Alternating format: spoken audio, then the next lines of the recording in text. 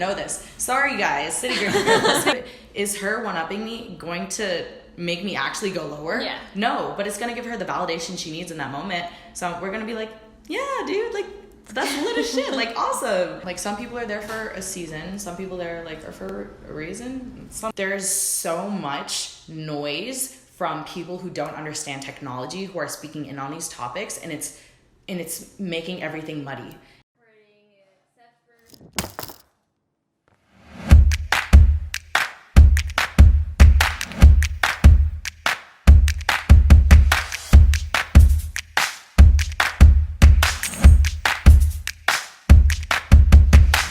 Hey, good evening. Welcome to the third episode of the Yacht Club. I am Nishu. Right over to my right is Vishaka, our guest for today.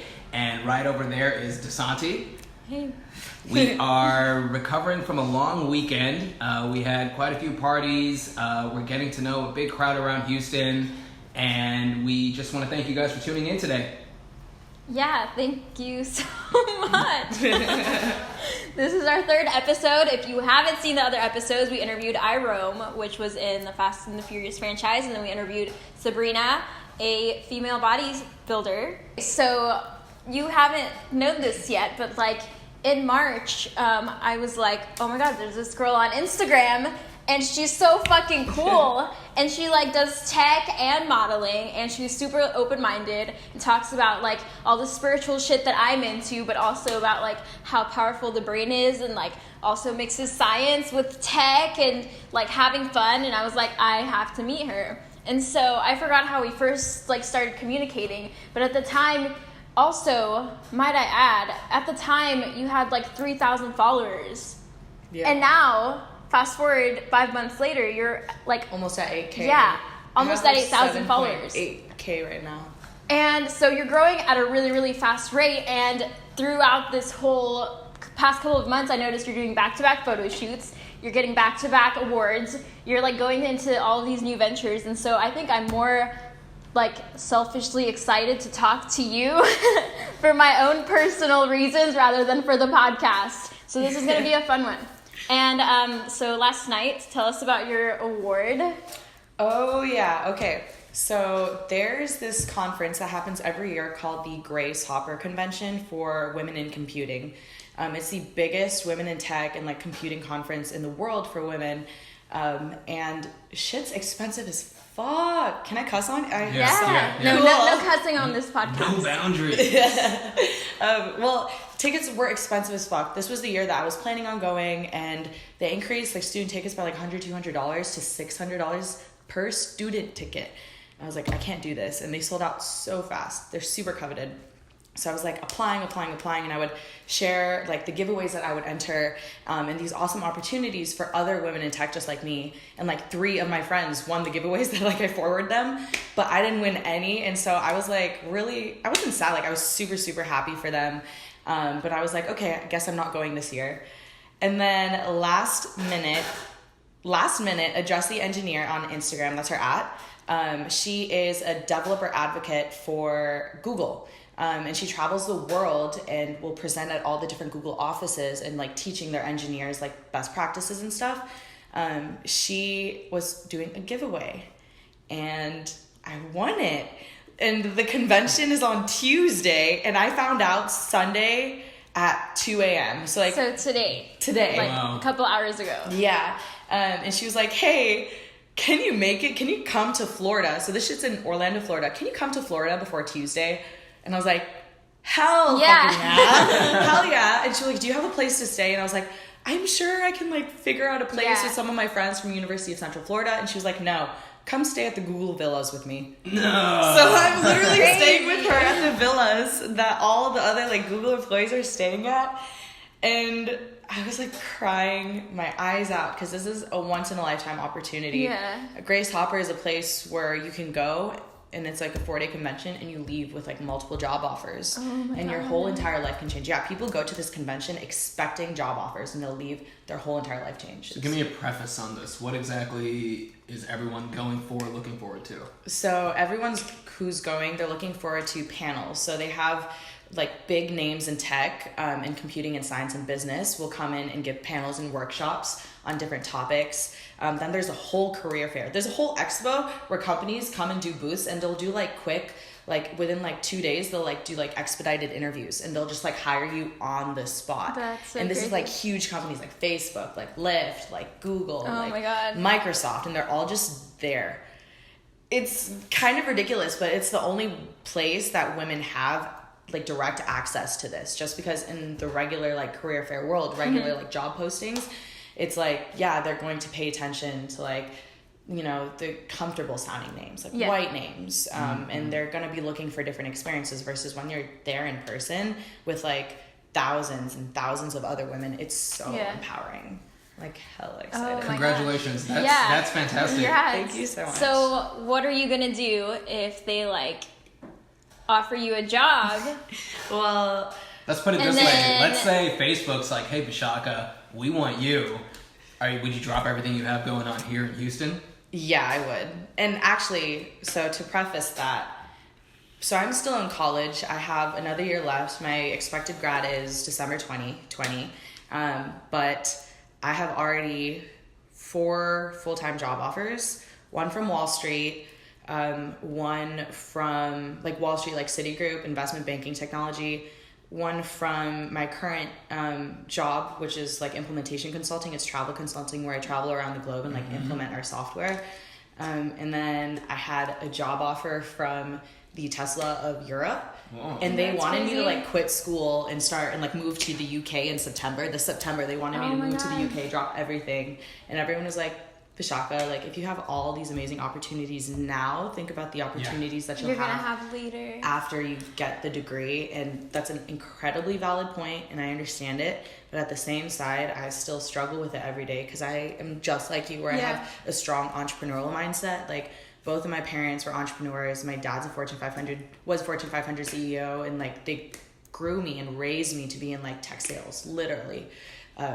And mom and dad, you'll probably watch this, and sorry for the cussing, but thank you guys for like raising me with the ability to, you know, tackle this field in the way that I have been.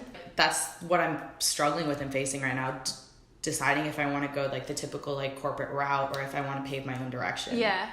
And speaking of the corporate route and like the professional side of it, something that I see you balance very well is your professionalism along with also your fun side and like your social media presence, when that having a lot of like your other niches and like modeling and smoking pot. Like how do you keep a professional image and still are able to do those other side gigs. hustles, Yeah. gigs? So like, this was actually something that just came up. So right now I'm like really hoping to get an internship with Google next summer. And some people on their team, like it's very half-half. Half of the people I've been talking to are like, you need to delete the pot shit from your Instagram. And half of them themselves smoke pot, and they're like, no, you don't. I'm a manager, like I would hire you. So it's like very mixed still, just because like in the United States, weed is like federally illegal, but like within specific states, it's legal. So like Denver, for example, like you go there and you work in Denver, like they cannot drug test you. Like Canada, for example, they can't drug test you in Canada. Like it's just a thing. So it's balancing it back and forth, but how I approach it and how I've had success in introducing the world to the multi like faceted sides of me is by not branding myself on the different sides. I am me. So like I'm Vishaka. I am a computer science student. I am 21, and that's like what I'll base myself off of. Me modeling, me smoking pot, me doing fitness. Those are parts of my lifestyle, which I feel like shouldn't be at the forefront of anything. And I think that's what's been effective with the way I've been doing it. I'll put stuff on my stories and I'll mention it here and there, but it's not the core of my identity on like social media. So people are able to digest it better. When they see that like, hey, she's giving all these rising like women in STEM all these resources on all her posts, but then in her stories, if she's smoking like a fat joint, like does that make her information any more less credible? No. And that's like how I try to do it. And Instagram is like a wonderful platform where you're able to like have those professional style posts, where you're able to have those professional style IGTVs while still keeping like almost, I call it a reality TV kind of persona with the stories and the highlights. So if you go to my profile, which is like Vishaka Malia, you'll see all of my highlights. I like 10 of them, and they're very detailed, and they will like offer that insight into that lifestyle. So I have a modeling highlight, I have a fitness highlight, I have a body transformation highlight, I have like a highlight for like drug use, you know, it just depends. And I try to introduce it not as like, I am Vishaka and I smoke weed and I do these other things. No, I am Vishaka, I'm this person, and weed is something I use to like augment my lifestyle. Yeah. So would you say, I'm seeing right now, like in the last year with social media marketing that I've done, everyone was like, you need to find a niche and then like a sub niche, and then that's like your thing and that's how you're going to go big. But then looking at you, and from our conversation that one other night in sushi, when you were like, you need to find one niche for each day of the week and post every day of the week in a different niche. Yep. And like now that you're actually doing it, and now all of this time has gone by and you're consistently like growing your following, and now you have someone from like every niche, would you say that that's like the new, like what everyone needs to be on now as far as social media marketing? I said before this, I'm glad that we're doing this video because I can show you guys my insights. Yeah. If you look at my impressions, this has been a bad week, and I have 180,000 impressions per week. Jesus Christ. And that's a lot, and that's not the highest I've gotten. The highest I've gotten is 250,000 in a week. And that's, I feel like, because I have so many niches, like I'm able to tap into it. And because as you said, I do it so consistently. So I like in 5 posts, I like have like 5 general niches, and I'll cycle my posts through, like every other post is going to be different. So I'll do like one of them is going to be tech, the next one's going to be something about Desi culture, like South Asian culture, the next one's going to be about fitness, the next one's going to be like a modeling and fashion post, and the last one's like probably going to be like a fun like whatever post.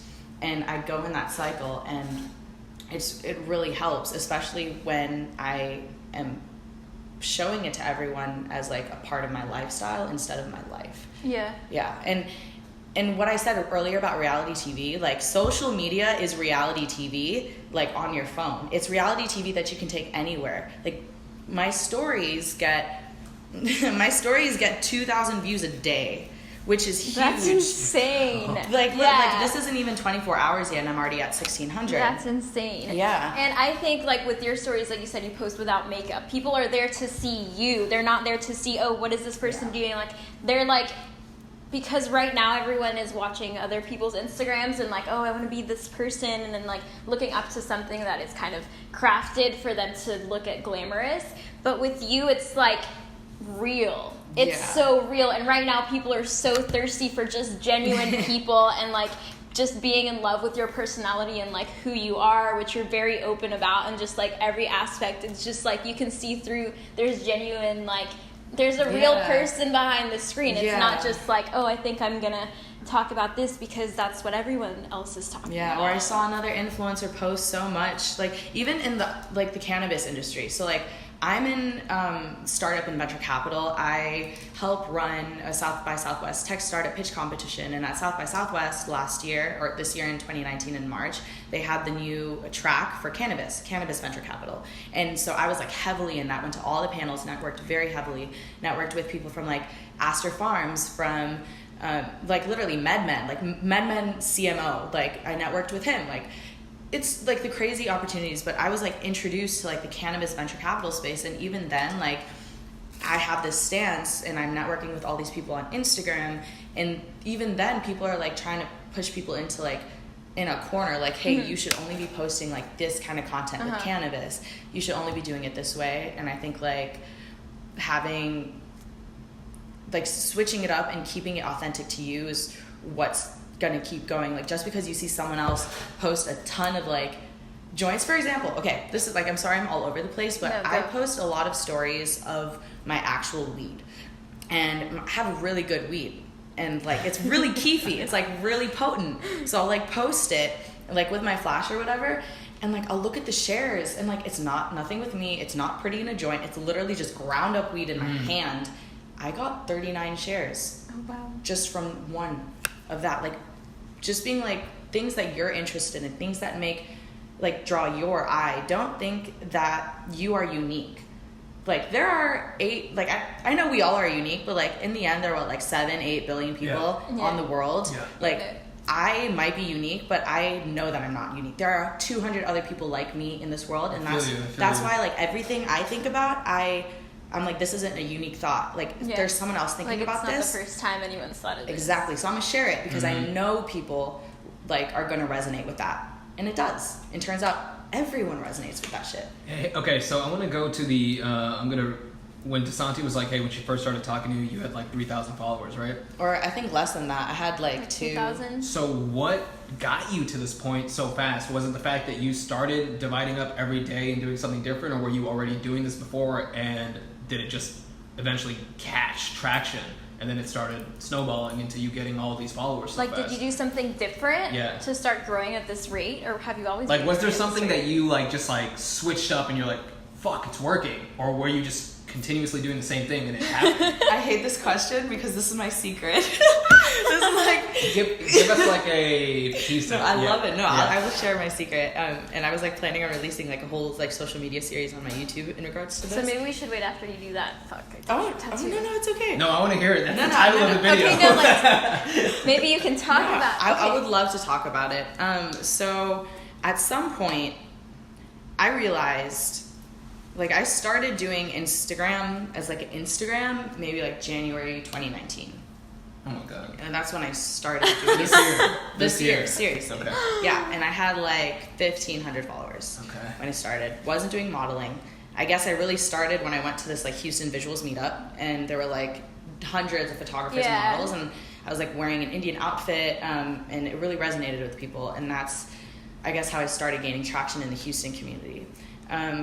I realized that people, like Instagram has something called like hyper focused like geofame.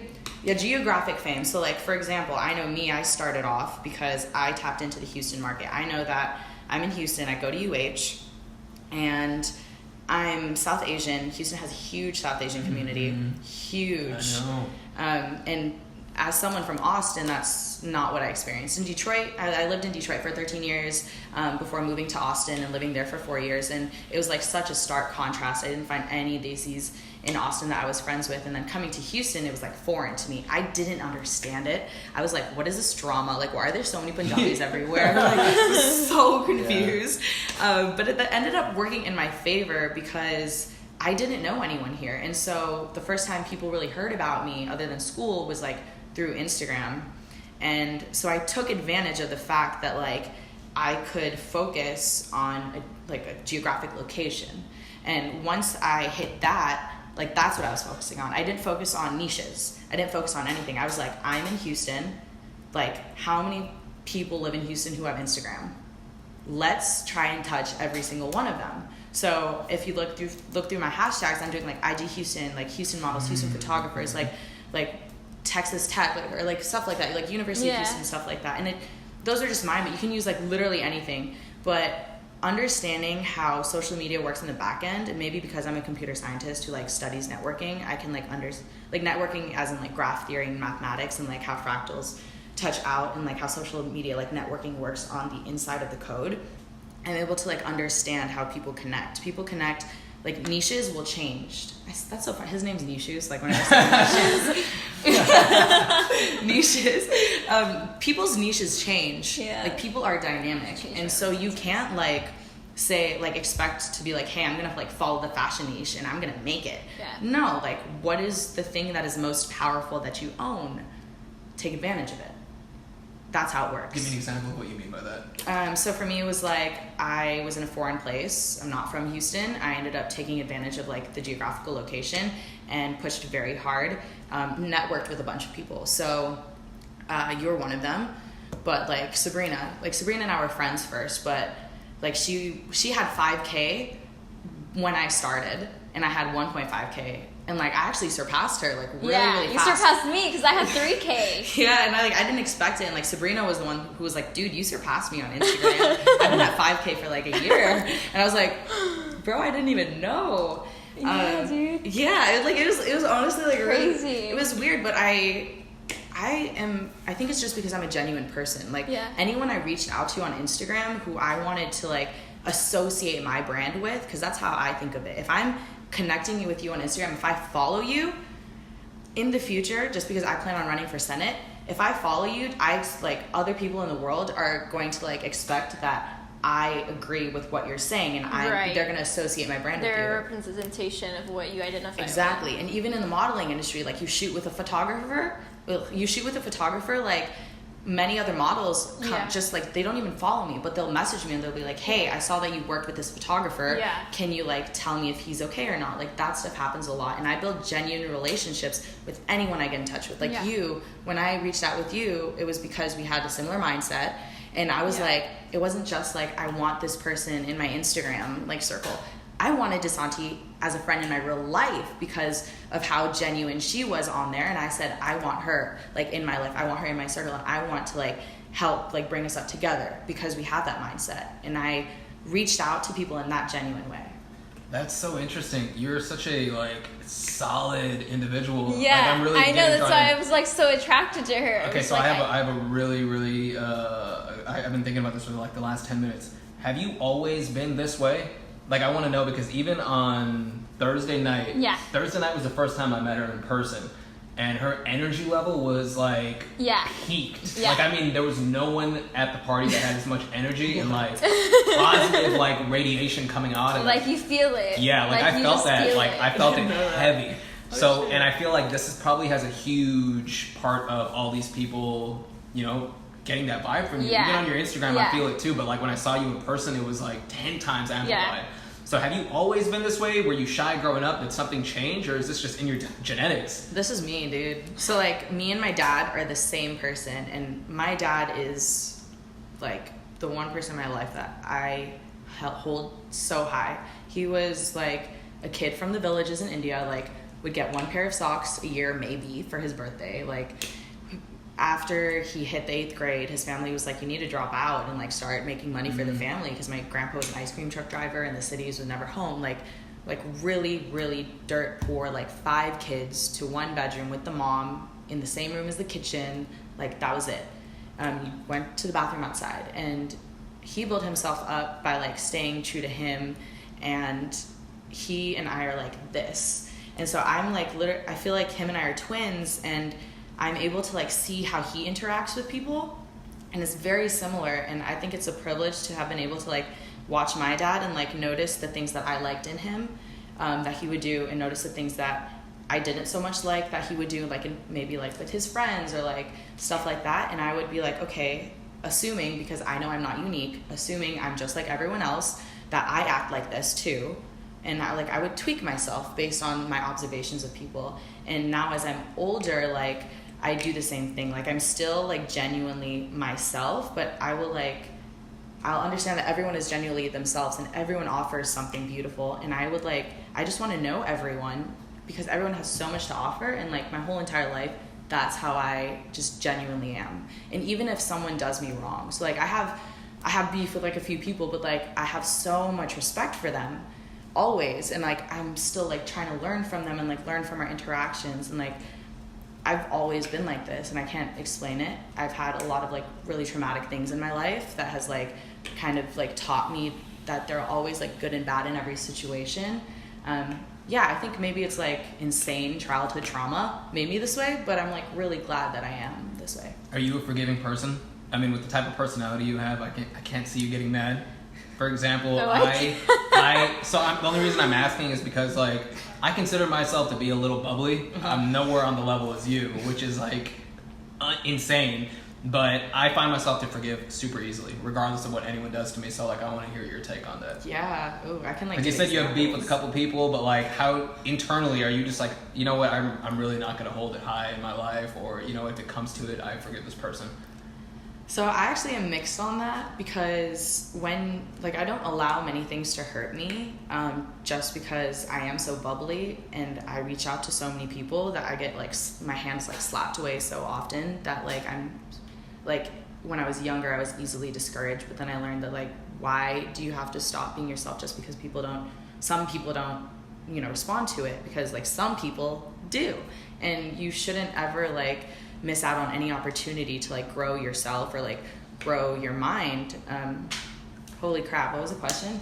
Pretty much forgiveness. That's Forgiveness, yeah. You hold So, grudges. Like, yeah, so like I do. If you do something that's like so hurtful to me, where I feel like you're making me think that like my openness and my bubbliness is wrong, that will stay with me. So last year I had someone who I considered a very, very good friend, just like halfway through the summer was like, hey dude, like I don't want to be friends with you anymore. Like you're weird, and like I don't really like want your energy in my life. Yeah, she like literally sent me a whole text. She was like, I don't want your energy in my life, and blah blah blah.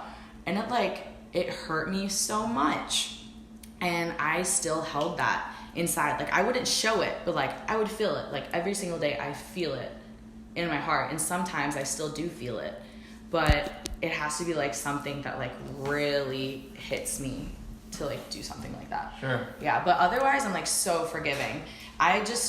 The reason I feel bad about it and the reason I hold a grudge is because of myself, because I feel like I did something wrong in letting you affect me. So I forgive you guys for doing whatever wrong that you do for me, as long as like I'm the person in control. Once I'm not in control, that's when I get upset, and that's when I'll hold the grudge. And secretly, the grudge is against myself for being upset in that situation. Okay. So like my first boyfriend, after like 2.5 years, ended up cheating on me really, really badly, and I couldn't even like hold it over him because it was my fault. Like it wasn't my fault, but like I couldn't hold it over him because I have no control over anyone. The only thing I have control over is myself, and everyone has the right to have their own anatomy. If you wake up one morning after 2.5 years and you say, I don't love this person anymore, you have every single right to do that. Yeah. But what I did wrong was to do the opposite, to say like after 2.5 years, I love you so much, where I was feeling so hurt that I wanted him in my life. That's my bad because I wasn't being independent enough. Yeah. And so the only grudge I had was towards myself for letting myself get hurt. Yeah. I think once I learned that nobody's responsible for the way you feel, Except and then yourself. it releases everything, because now you're not dependent on anyone else's actions for you to feel good. And I remember that one time when we were at the hookah bar, and someone got upset, and then we were like, oh wow, we were just sitting there still having a good time, and you're like, damn, I'm so upset that this person let this hurt them so bad. Yeah. And you're like, yeah, like nothing really, like not everything deserves a reaction. Not everything really has to have, like everything comes from within, and you're like, if you never put this person in this place, then they wouldn't have had any effect on you. Yes, your energy is precious. If there's one thing I've learned in my life, just because I am so bubbly, I have so much energy, and I want to give it to everyone, just because like some people like need that energy in their life. Some people just don't have it, and that's why you reach out to other people. You're craving what you don't already have. It's kind of like vitamins. Like if you don't have your vitamins, your body's going to react and you're going to need it. It's kind of like that. Your energy is precious and your energy is pure, and you have to like every morning you wake up, you have 100%, right? And like technically throughout the day you can like replenish yourself, whatever. But like your energy is precious, and you should reserve it for things that matter. Things that, again, like you want to associate your brand with, things that you want to associate your mind with. Like if you're expending your energy on something stupid, then you're almost like materializing that. If you're like in your head constantly like thinking about grudges and being like upset about it, you're going to be upset more often. Yeah. So what's the point? So like don't react on things, because then you're materializing those feelings. I want to also go a little bit back. So you said you're working somewhere right now, right? In Houston? Yeah. And you're still in school though? Yeah. Did you get this through a job fair at U of H? No, actually. So let me like tell you about my opportunities, or like let me like walk you through that. Yeah. So I came to UH for vocal performance. Like I'm an opera singer. I was the number 2 singer in my age group for my voice type. We're altos. Yeah, I was an alto too, placed second at the TMEA All-State Convention my senior year, which is like really, really a big deal, especially since I skipped a grade. It's like state. Yeah, and like Texas has like the best program in the country next to California and New York. So it was like a really big deal. And so UH has like the best undergraduate vocal performance program in the South because of the Houston Grand Opera here. So like I came for that. After 2 weeks, I was like, I miss math. Like I love it, but like doing music like that day in and day out made me hate it because I had to associate my grades and like my self-worth to something that was like in my heart. So I said, okay, like let's switch. And I was music marketing at the time. And like as I was exploring music marketing, I was like, damn, like I really like the tech behind marketing. So I switched to computer science. And after my sophomore year, so that was the first year of my computer science, at the end in like May, one of my friend's friend had been accepted into Red Labs. It's UH's Tech Startup Accelerator. It's basically like a 3-month, almost like an internship, a 3-month intensive period where you and your team learn how to found a tech startup. You guys learn the customer validation. So I did like 100 interviews with like, you know, prospective like customers who would be like using our company, you know, stuff like that. And that was my first entry really into the tech world. And it was through my university. So like, don't sleep on your, you know, the opportunities that your university can provide with you. And even if like, cause like in Houston, we have UH and we have Rice. And like, obviously Rice is like way better than UH, but things you would have never known is that UH Red Labs, the accelerator that I was with, they partnered directly with Rice's. We worked in the same exact office with the same exact mentors, with the same exact money, like literally everything is Rice in this. And like, I am still working with those same people.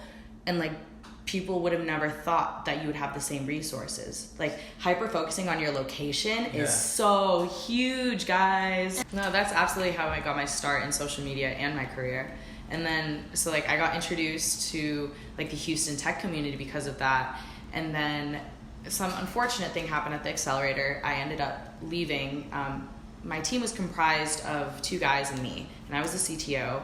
And our CEO, I felt, was extremely sexist. He like cussed me out openly over stupid little things, and I was like, this is unacceptable. And it's like really hard to gain traction on like on like sexist comments and like sexual harassment in the workplace or like even in university. So like, even though I was like, hey, I have proof of like his words, everything, and this was on professional channels through the accelerator, I was like, he's literally using like the Red Labs Slack. Like Slack is a messaging app. Yep.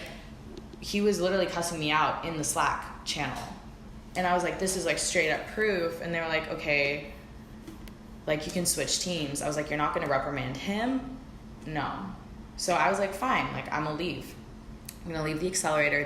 They gave me the opportunity to switch teams. And I was like, I feel like I'm not the one who should be leaving. Sure. I built the app. So I built the app. I literally built an app for iOS and I built an app for Android about this using beautiful Google Maps integration APIs to like, and Google Analytics tools. Like it was great. Had to like take it all because like that was my IP, and it was like, bye guys, I'm taking my intellectual property and leaving. A mentor from Red Labs noticed that, and he's like still one of my mentors, and he offered me a position to intern at his tech startup pitch competition at South by Southwest. And this competition has been going on since 2012, and it was like an official South by Southwest event, like its first pitch competition until they decided to go solo in like 2015-ish. And so I was like on one of the first teams to like help them solidify it, and this is like my 3rd year on the team. And that was like my first step, and that got me further into like startups and venture capital, since we have like a bunch of startups that will apply, and our judges and the audience are all like venture capitalists, like angel investors, like huge people with like $1 billion to their names. And like, I'm 18 years old. It was like absolutely like crazy. And I could have gotten wrapped up in that moment of, you know, having to like leave the company because my co-founder was being extremely sexist. The university wasn't backing me up, and I just had to leave.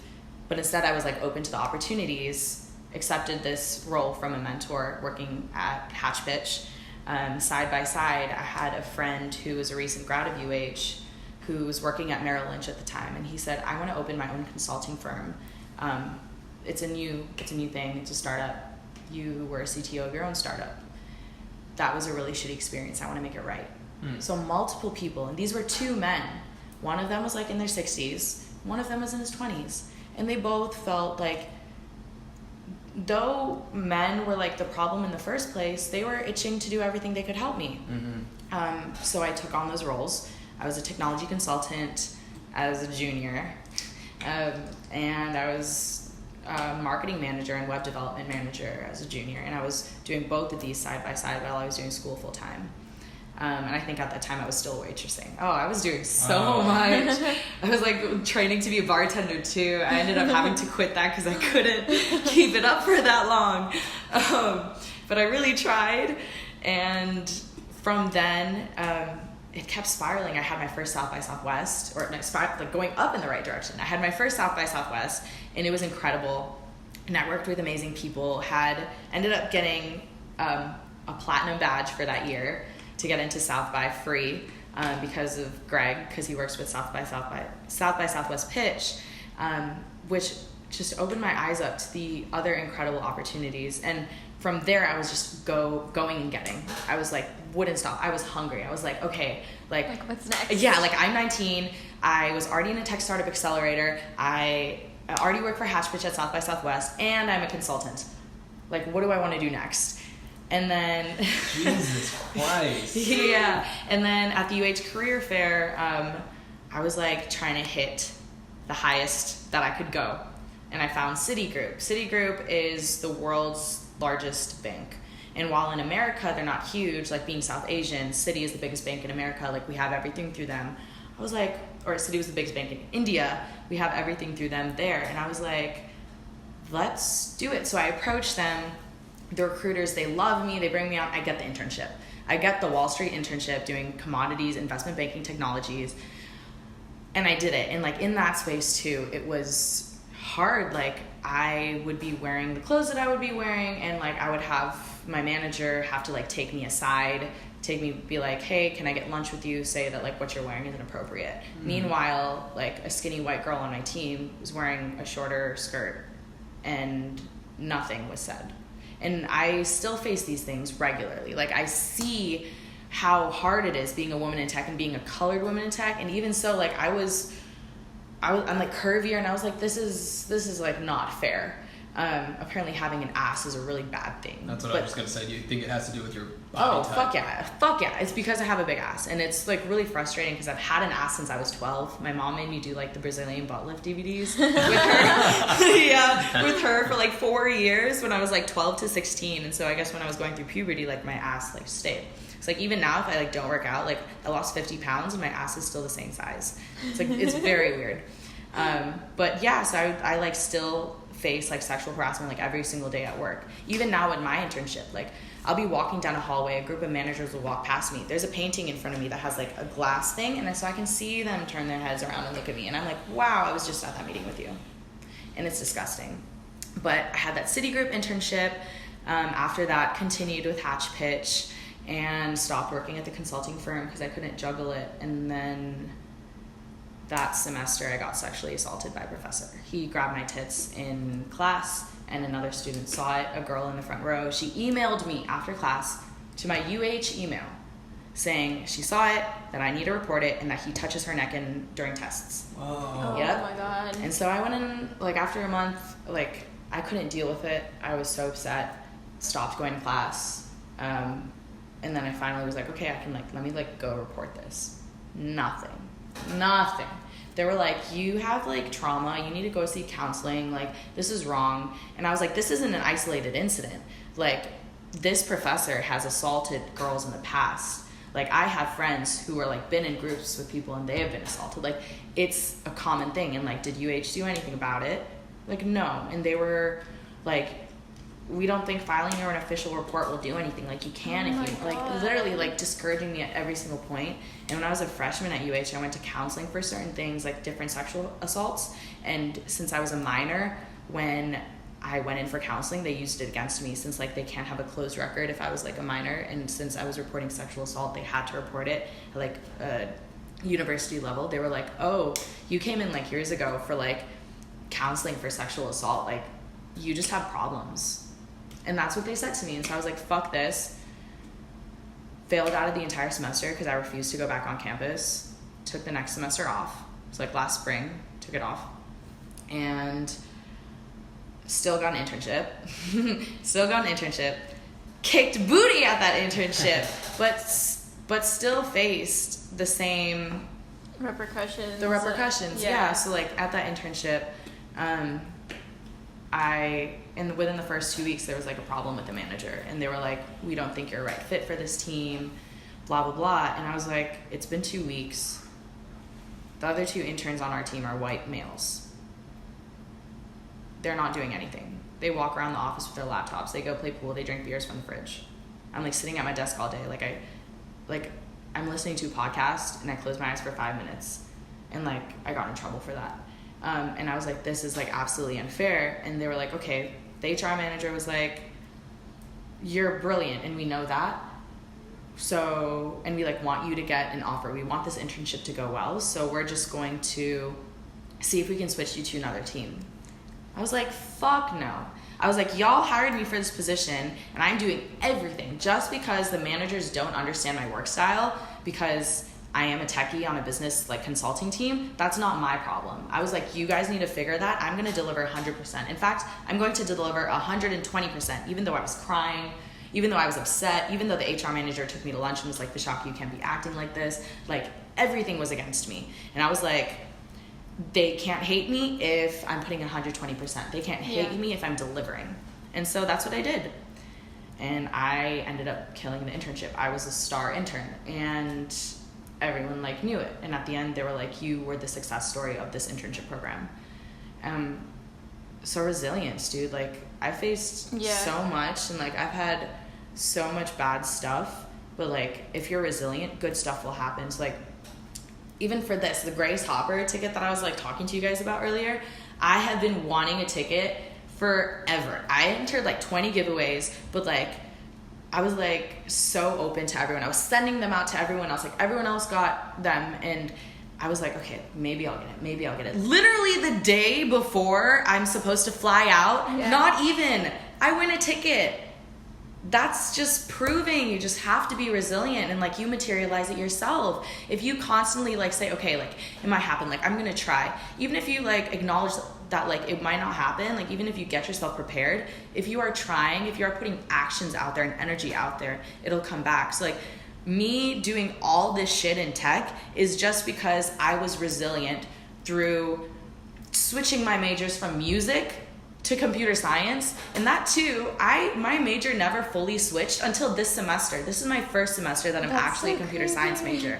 I was interning on Wall Street at Citigroup when I was a music major. They don't even know this. Sorry guys, Citigroup, if you're listening to this, I was not a computer science major when I interned with you guys. I was still a music major.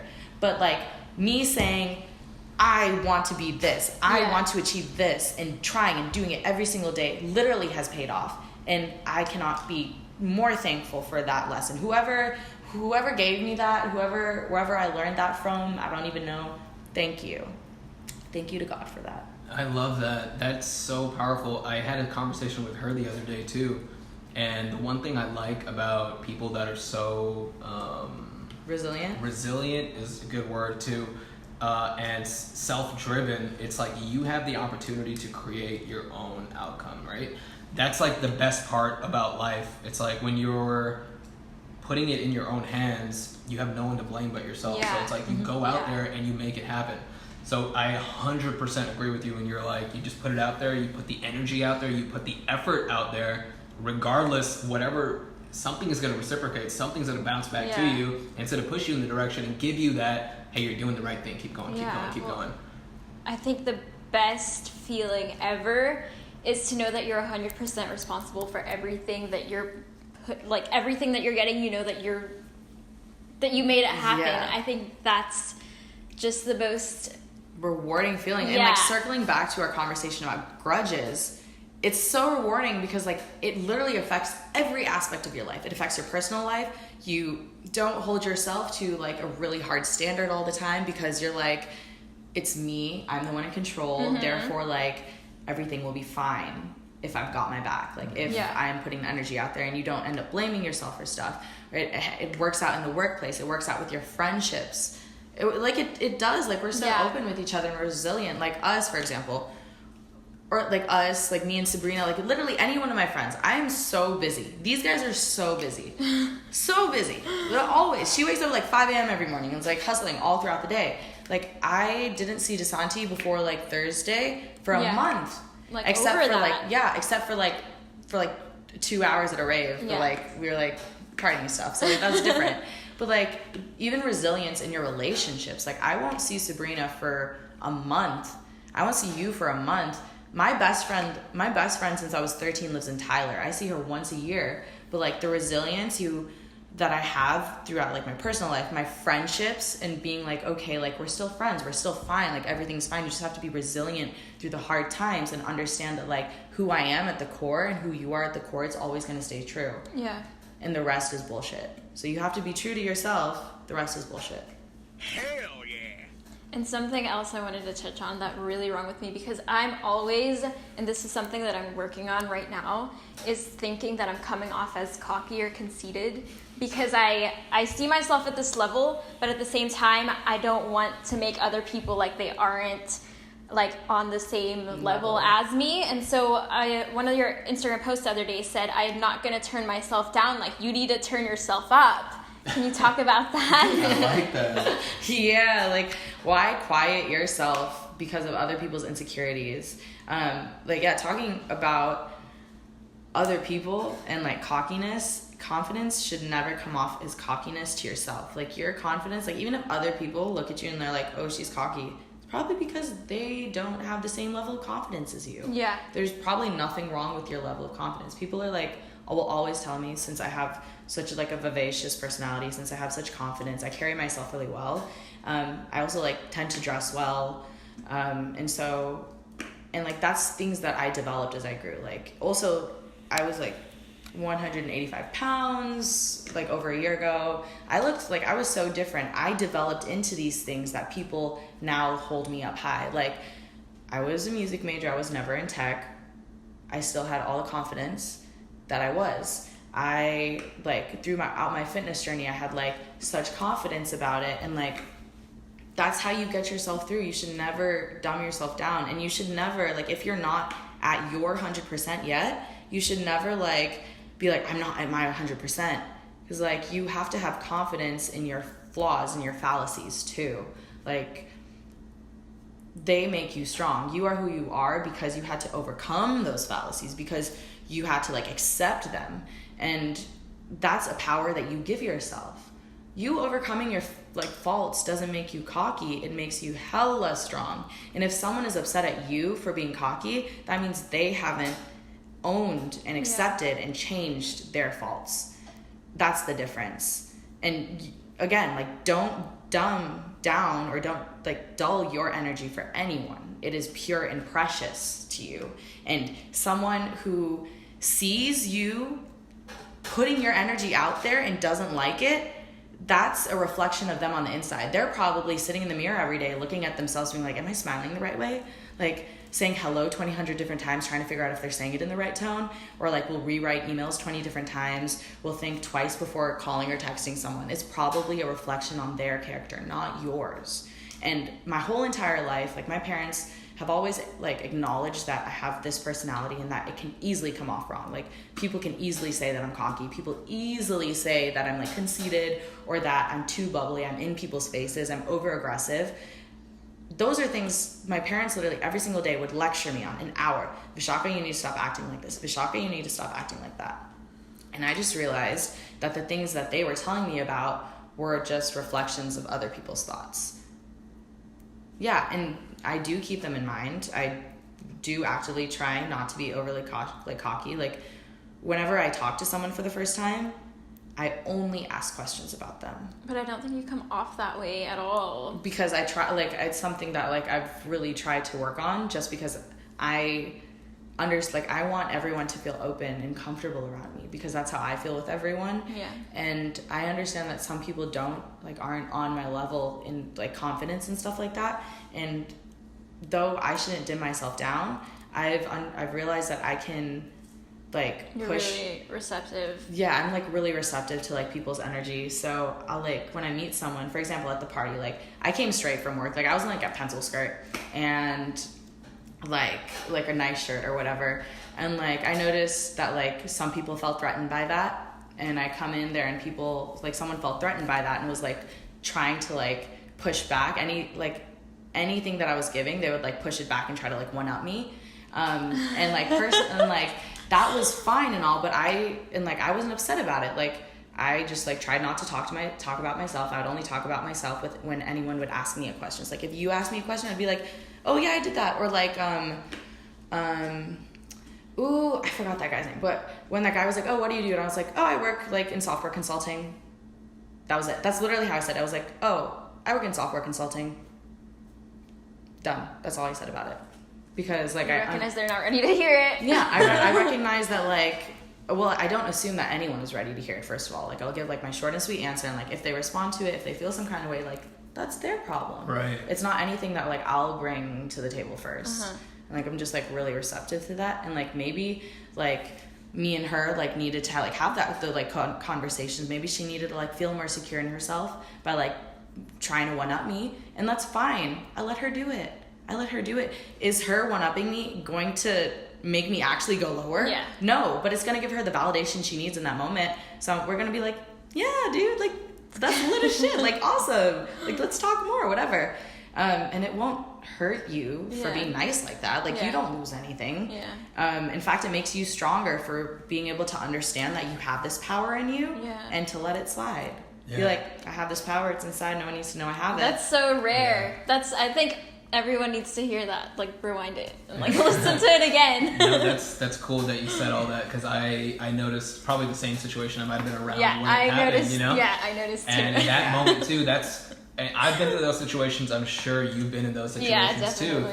And it's like at that moment you realize that okay, it's okay. Like it's maybe you're just not on the same wavelength, right? Yeah. And that's okay. Yeah, you know, like you need to feel better, so do your thing. Do your thing, and like, I'm let's just gonna talk let about you. it. Yeah. Yeah, and I find that to be another what's the word I'm looking for? That's like another piece of your character too. You know that you have enough confidence in yourself to just be like, hey, it's cool. Yeah. You know, like but then also to realize that people who are above me, because like I'm not unique. There are 120,000 other bajillion people like me. So I understand that there are like people who are like literally twice as much as me. And so like I'll approach those situations and I'll like be like, yeah, I am the dumbest person in the room. Even when I have this power in me, but that doesn't mean that you're not more powerful than me. That just means that I can learn from you. Yeah. So that's like when that person at the party was acting like in that way, I was like, this could so easily be a learning opportunity for you if you just flipped it. If you like were accepting of the fact that other people like knew this information and could share it with you in a beneficial way, that you guys could have a beneficial conversation. This is exactly what I was getting at. So I was going to say that when I'm put into those situations and there's, like you said, there's so many people in this world, right? There's been people that we come face to face with that are like millionaires, that are really successful business people. That's the time for you to be like, engage, you know? It's like, how did you do what you do? Tell me more. Not stupid. Yeah, not, hey, I'm better than you. Like, then why would you do that? Why wouldn't you want to learn? You know, it's like, you being here right now is, all I want to do is learn from you, right? Because you've done something that I've never done before. No, but listen, and while I'm here, like talking to them, I'm learning so much from them. So like I know they're saying they're learning from me, but like this is what I'm learning from you guys. You guys have such a good rapport within each other. You're able to like switch things off so easily. It's very natural. There's so many things literally that I'm learning from you guys, just looking at you guys, speaking to you guys. I feel like everyone should approach every situation like that. Like you guys might be like putting me on a pedestal, and I'm putting you guys on a pedestal. That's how it should be. There is worth and there is something to learn from every single person you meet in life, and you have to just approach every situation assuming like you're the one who knows the least in the room. That's how you learn. You can't you can't like expect to learn shit about life and go up to life and be like, I know everything about life. Learn from me, right? Like it doesn't work that way. These are keys to success. Everything she just said. True. I don't remember who it was, but there was someone, I don't know if it's like Bill Gates or Steve Jobs, but someone said Warren Buffett. Warren Buffett? Yeah. Is it what I'm about to say? Is surround yourself with people that are smarter than you. It was Warren Buffett. There you go. There's another I'm glad one you caught that that is from my personal favorite saying is, if you feel like you're smarter than your group of, if you feel like you're the smartest one in the room, there's a problem. No. Something along those lines. Yeah. No. It was like, if you feel like you're smarter than your friends, that's a problem. You're hanging out with the wrong people, or Your mindset is wrong. Yeah. Because that's not the way to approach anything. You need to go in, like, even trying to learn something. Even if you do outgrow people, like, it's facts. Like, we do outgrow people. We do outgrow people. And, like, but once you reach that point, you have to understand that, like, maybe there's nothing wrong with them. It's not like they, like, degraded anything in you or back and forth, but it's like, okay, like, I approached this. I learned everything I could from them, and that's that. Like, some people are there for a season, some people there, like, are for a reason, something like that. I like that. Just that itself is pretty good. Sorry.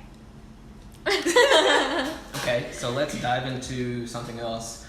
Vishaka, where do you see yourself in a year? I know there's a lot going on. There's a couple of questions I want to ask that get into a little more detail, but I just want you to answer this first, and then I'll get into the next point. So, like, next year during this time, it'll Yeah. be Grace Hopper 2020. So hopefully I get there again. But the person who gave me, like, who did the giveaway and sponsoring my ticket, who's sponsoring my housing there, the amazing Meg, she's developer advocate for Google. She was like, dude, you need to be a speaker. And I was like, Meg, like, Lamau, like, what do you mean? And she was like, you need to be a speaker. You can be a speaker. She was like, next year, you're going to come back to Grace Hopper and you're going to be a speaker. God. So hopefully, this year, I want to take a student ticket. Next year, hopefully, I'm a student speaker. So that's... I can see it. Yeah. So I asked Sabrina this question too, and I want to ask you too. If, let's just say someone on social media reaches out to you and they're like, we want to put you on, like, let's say you get sponsored by X company, but you have to move out to LA. You need to drop everything, tech. You need to drop the thing that's going on in Florida with Google. Like, you have to come out here, and the opportunity is huge. What do you do in that situation? Let's say this happens this upcoming weekend, right after you come back. Like, you just fly back, you land, and you get that email, and you're like, oh shit, like, what do I do? Like, what are you gonna do? Okay. Because it's possible. Facts. And I'll, like, turn this into a learning opportunity for you guys too. If, like, an opportunity, like, ever came my way, I would, like, look at it from the perspective of, like, is this going to augment my current platform or no? Like, is this going, like, can I take that deal? Can I quit my job? Can I leave college, go do this multi-million-dollar deal or whatever the fuck, and I can still be like, hey, on my platform, I'm still going to be pushing tech. I'm still going to be pushing, like, my STEMinist ideals. I'm still going to be pushing, like, my views on global warming, climate change, and green tech. Still going to be pushing my views on, like, social justice and, like, human rights reforms. Like, if that thing augments my current platform, hell yeah. If no, like, say if I go to Google and, like, it's like, Cisco's like, hey, we want you to, like, do student, like, something, I would be like, okay, cool, but, like, this is, like, something I already do. You wouldn't, like, augment my platform, blah, blah, blah. So it depends. But I am currently sponsored by companies. So, like, I'm sponsored by Laserway. I'm sponsored by Movement. And it has given me, like, a platform to open up, because when you do, like, so whenever I make, like, a post about Laserway, like, they're going to promote it on their page. It shows up in all their hashtags. In fact, like, you know those, like, swipe up stories, like, the advertisements? Yeah. Like, one of my whole story things for, like, one of Laserway's things is me doing that. Yeah, and they, like, paid for, like, the rights to use all that stuff. Now, at first I could have been like, dang, like, they're putting me in a beauty niche. Like, dang, like, I don't want to be, like, pushing, like, laser as, like, my thing. But I took it, and that actually was one of the things that helped me get big. That was one of the things that helped me get big, was that, like, Laserway deal. Because I was like, this doesn't hurt me or stick me in a corner. I'm not putting baby in a corner. This is the opposite. The corner is being introduced to baby. Like, now everyone who pays attention to Laserway beauty shit, now they're like, oh shit, like, this, like, dope ass woman in tech who's, like, doing all this shit. Like, let me find her through this. Like, don't think of it as like affecting you. Yeah, you want to pick brands that associate with your ideals that you want to be associated with, but like think of it as like a way to get your exposure. Make that money, make that bread. Yeah. Yeah, get that free shit. So about the where do you see yourself in a year thing, it's a fact that people overestimate where they will be in a year, but we underestimate where we will be in 3 years. Mm-hmm. So where do you see yourself in 3 years? Okay, wait, let's do some math. You're 21, right? Yeah, so You're I'll be gonna be 24. 24. Oh, it's a lot of. You're gonna have your degree. Yeah. So I have an autoimmune disease where it's hard to have children after the age of 30, and I have like a life plan for myself because I desperately want to have one child of my own. Therefore would have to like probably get pregnant around like 28, 29 for it to be like safe. So by 24, 25, I told my parents. Don't say it. I'll admit it.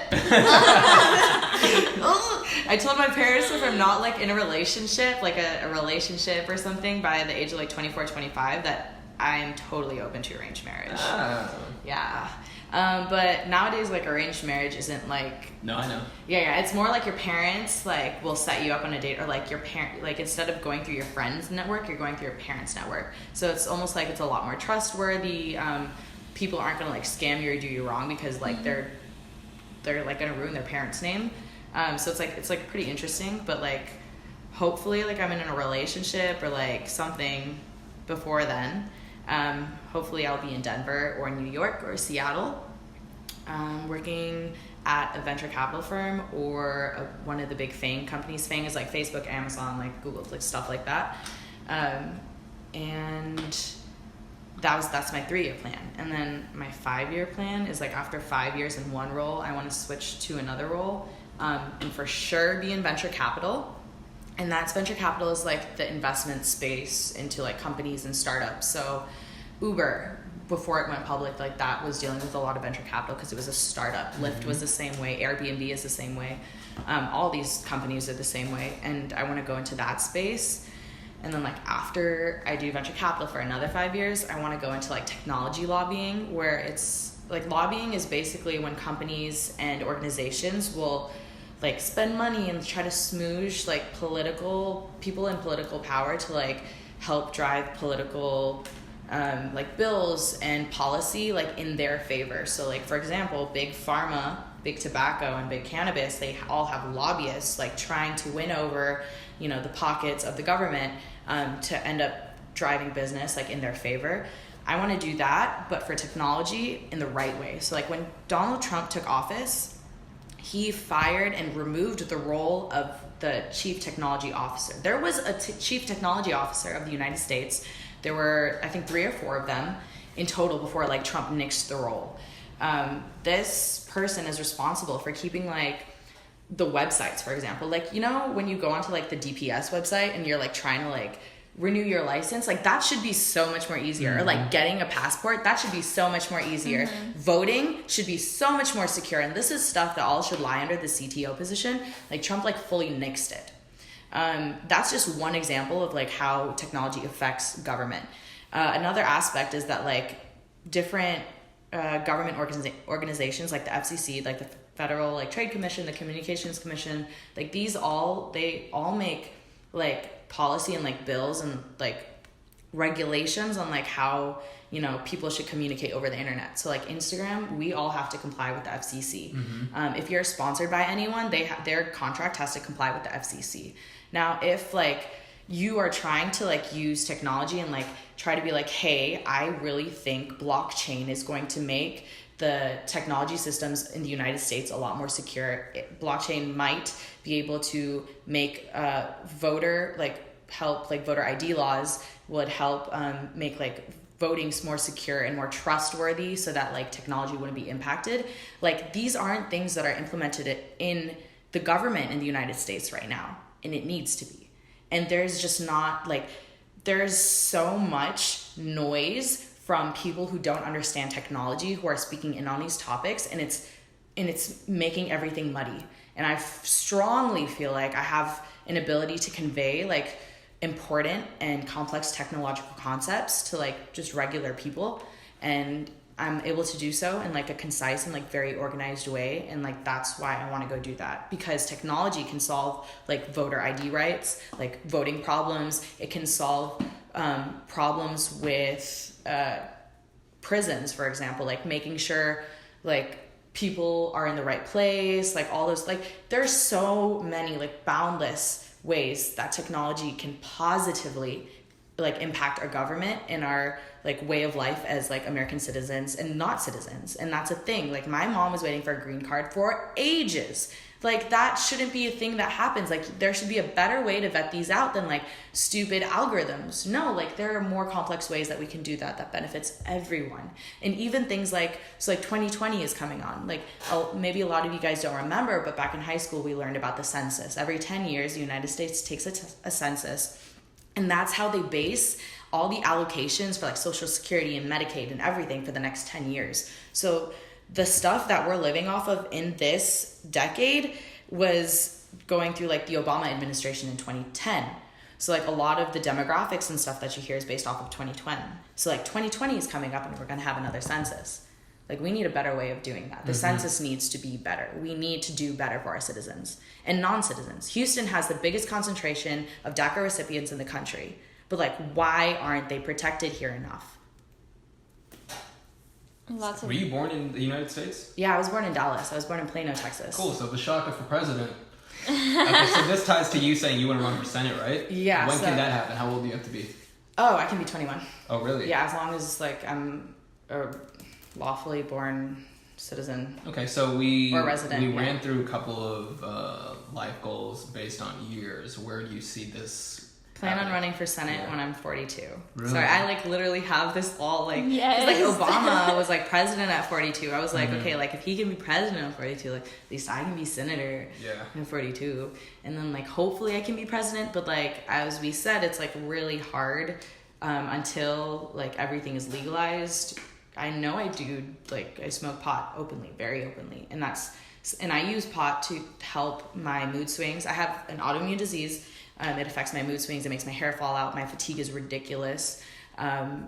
It was absolutely traumatic. Sometimes I like won't stop like bleeding on my period for like a month. Sometimes like it's like literally terrible where I'll go anemic and like I'm like pale all the time. It's like really hard. And like weed helps me. At the least, it helps my mood swings. It helps me function normally. And it's like really sad that it's something that I can't like be as open about as I want to. And that's the only thing that has been like making me think that I might not be able to like become president or become senator, is because like at that level people will like dig into your past and try to like find things. It's like maybe they're gonna look at this, maybe they're gonna take the things that I said about my university and the sexual harassment and assault, and they're gonna come back and say maybe in like 20 years all y'all are gonna be like listening to this. I'm gonna be older.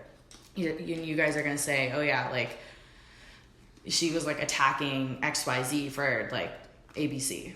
And that may happen. And that's something that I'm entirely like aware of every single day. And yet I choose to still do it for like everyone else. I think by then it'll be legalized, honestly. How often do you indulge in marijuana? Daily? I know my parents are gonna watch this, but like 3 times a day. We can cut it out. No, it's okay. No, it's just fine.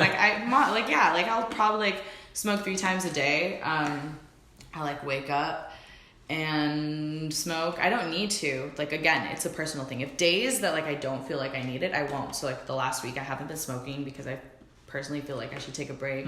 I smoked at his party, or at y'all's party, at Rome's party, and that was like the only time I smoked like all week, and that's like a personal choice. So like heaviest, like 3 times a week or 3 times a day. Lightest right now, like I haven't smoked all day. I didn't smoke yesterday. Yeah. It's like a personal choice. It's kind of like, it is a lifestyle. Yeah. Yeah. Okay. I think we should wrap up. Yeah, is so there wrapping anything you it want to up. end this up and end it with? Thank you guys all for like listening to me like drone on for a long time.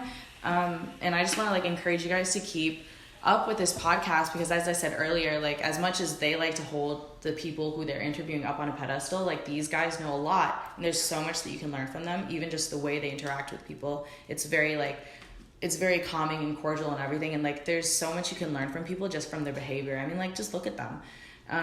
Thank you guys for having me, and thank you for the sushi.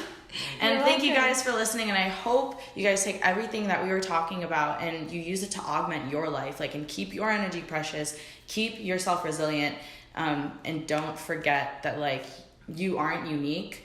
You are unique, but you aren't, and don't think that anything you're feeling is going to alienate you from anyone else. Don't feel that you're alone, because you're not unique. There are 100 other people like you, and therefore, like, you will never be alone.